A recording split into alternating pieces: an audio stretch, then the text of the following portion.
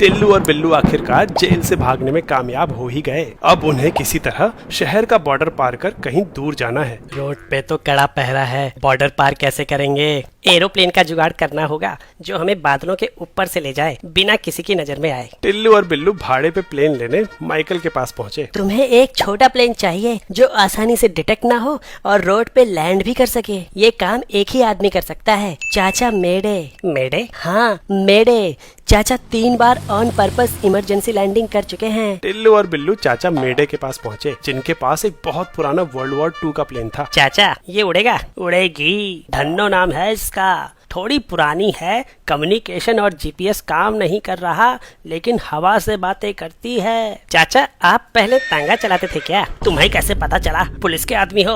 अरे इनका मतलब आपको प्लेन उड़ाना तो आता है ना? लैंड कराना भी आता है, बस इतना काफी है तुम लोगों के लिए। अरे बस यही तो चाहिए। ये देखो मैप, न दाएं न बाएं, हमें यहाँ से सीधा उत्तर दिशा में जाके इस रोड पे लैंड करना है। एक बार डायरेक्शन फिक्स कर लेंगे, फिर सीधा लोकेशन पे ही पहुँचेंगे। हो जाएगा, एकदम सीधा जाएंगे, बीच में दाएं बाएं लेने को मत बोलना। तीनों प्लेन में बैठकर सीधा उत्तर दिशा में निकल लिए। अरे उठो, टाइम हो गया, पहुंच गए होंगे, लैंड करते हैं। लेकिन जैसे ही बादलों से नीचे आए, रेगिस्तान ही रेगिस्तान था। अरे दूर दूर तक रोड नहीं दिख रही। ये कहाँ आ गए? गलत डायरेक्शन ले ली थी क्या? अब तो दाएं बाएं देखना ही पड़ेगा। ये सब कैसे हो गया? हम तो बिल्कुल सीधा निकले थे, फिर भटक कैसे गए? अभी पता चल जाएगा। पहले ये बताओ कि इस रोटेटिंग सर्किल में इन 2 पॉइंट्स में से किसकी स्पीड ज्यादा होगी? सेम टाइम में सेंटर के पास वाले पॉइंट ने कम दूरी तय करी, वहीं दूर वाले ने ज्यादा। तो इस हिसाब से सेंटर से दूर वाले पॉइंट की स्पीड ज्यादा होगी। अब इसका हमारे भटकने से क्या लेना देना है ना? ठीक ऐसे ही पृथ्वी भी घूमती है। सेम टाइम में इक्वेटर के पास के ऑब्जेक्ट्स ज्यादा दूरी तय करते हैं, इसलिए ज्यादा तेज घूमते हैं। वहीं पोल्स के करीब आते आते स्पीड कम होती जाएगी। तुमने प्लेन को जहाँ से उड़ाना चालू किया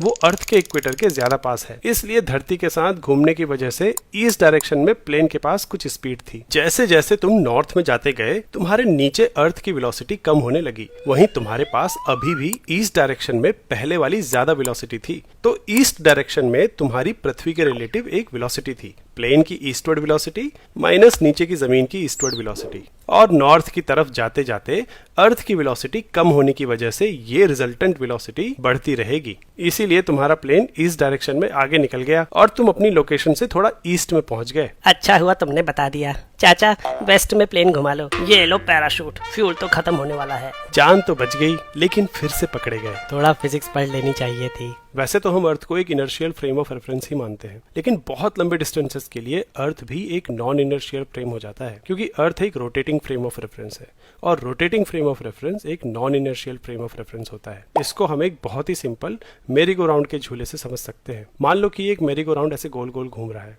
और इस पे 2 लोग अपोजिट डायरेक्शन में बैठे हुए हैं। अब अगर एक बंदा दूसरे बंदे की तरफ बॉल फेंकेगा तो इनर्शियल फ्रेम ऑफ रेफरेंस से अभी भी बॉल स्ट्रेट लाइन में ही जाएगी, लेकिन झूले पे बैठे इन 2 लोगों के लिए बॉल एक कर्व पाथ लेगी। इसीलिए अर्थ के रोटेशन एक्सिस की ओर जाते हुए अगर प्लेन को अर्थ के रेफरेंस से देखें तो उसके ऊपर एक इमेजिनरी फोर्स लग रही है, जिसकी वजह से प्लेन राइट डायरेक्शन में मुड़ रहा है। यही कोरियोलिस इफेक्ट है और इसी इफेक्ट की वजह से नॉर्दर्न हेमिस्फीयर में साइक्लोन्स एंटी क्लॉकवाइज बनते हैं, जबकि सदर्न हेमिस्फीयर में क्लॉकवाइज। बता सकते हो क्यों? ग्लोब और मैप केवल ज्योग्राफी समझने के लिए नहीं होते हैं, बल्कि इससे तुम अर्थ में अलग अलग जगह के वेदर पैटर्न, टाइम जोन्स, यहाँ तक कि फिजिक्स भी समझ सकते हो।